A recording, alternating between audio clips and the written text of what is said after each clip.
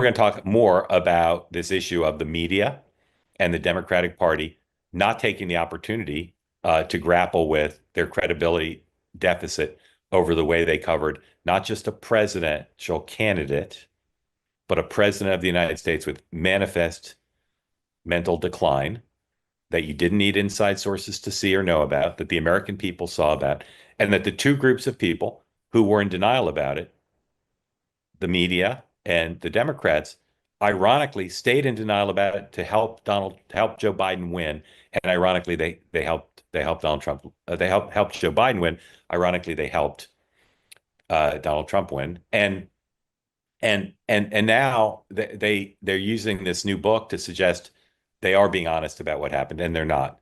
And part of why I'm so glad that Eliana and Erick are here is they speak again with clarity about this. They're not people of the left. They're no supporters of Joe Biden, but they're speaking truth about what happened and what it means and how dangerous it is for a country and how deleterious it is to the interest, ironically, of the media and the Democrats.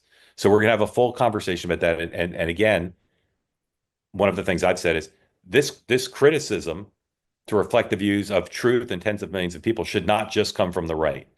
It should come from people in the media like me who are nonpartisan. But there's some people on the right, like our two guests tonight, who, again, you'll appreciate the clarity with which they speak about this, with no satisfaction. All right, maybe a small degree of satisfaction, but no major satisfaction. That's not what they're in this for. They see the truth.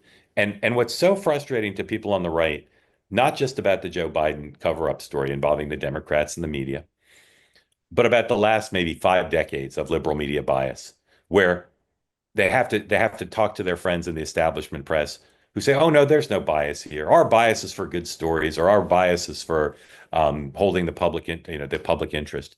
It's so frustrating for those of us, whether we're on the right or not. And I'm not. I'm a nonpartisan journalist. It's so frustrating for us. This is so obvious.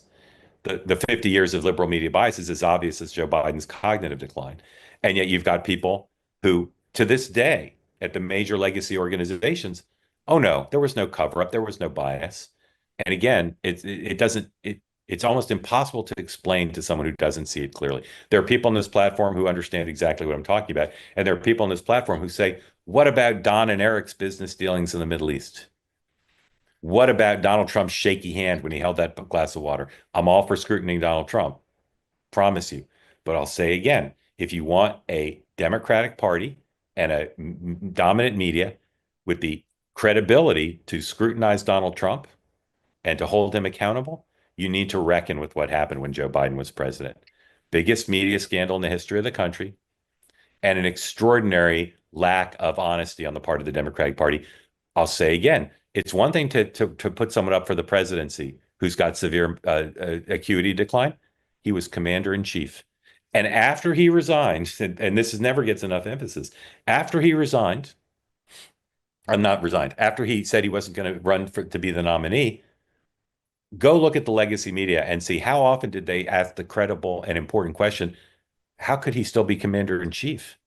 If Joe Biden gave up the nomination, which is his whole life being president, obviously a question at least should be asked.